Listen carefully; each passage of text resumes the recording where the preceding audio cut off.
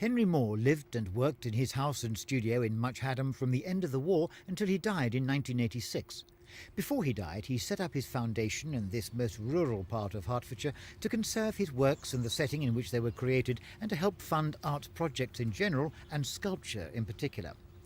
He was not just a famous artist and sculptor, he was also a prolific one. Housed in the original house and outbuildings are over 1,000 pieces of sculpture, 3,000 original drawings and 5,000 graphics, etchings and lithographs. Yet although the gardens and studios are spread over 50 acres, apart from the giant outdoor sculptures, there's simply nowhere the staff of the museum can exhibit the other pieces, like these 400 maquettes, small models used by Henry Moore for his bigger pieces. I have to think of the conservation of very tiny works, right up to the largest monumental pieces.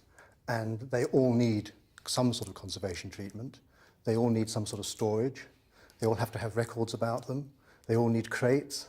The very large ones need lifting facilities. The documentation for each of them consists of lists, consists of photographs, consists of colour slides. All that has to be stored somewhere. Come and see the strong room facilities.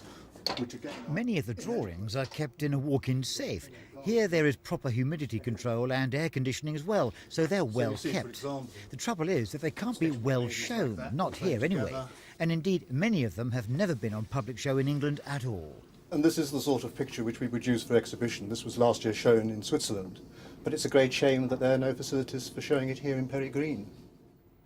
At the moment, visitors can only come here by appointment, just a few at a time. What the foundation wants to do is to develop the buildings and gardens into a proper museum and showcase and provide proper viewing facilities for an estimated maximum of 20,000 visitors a year. They have the money, they have the space, and they certainly have the product. But there's deep concern in the tiny country hamlets around here that the additional number of tourists could destroy the local infrastructure and the rural tranquility of the area. We certainly wouldn't want hordes of people. It would spoil the very thing that we're trying to preserve. And obviously the conservation of the area and the conservation of the landscape is of prime importance to us. We're not a profit-making organisation, therefore we're not going to advertise to have visitors. But we do want the facilities so that we can show the collection to the best of our ability. But some local people are wary of the effect on their lifestyle if the museum does expand. I knew Henry Moore personally. My wife has had photographs taken of her. She's had drawings. She knew Henry Moore from beginning to end.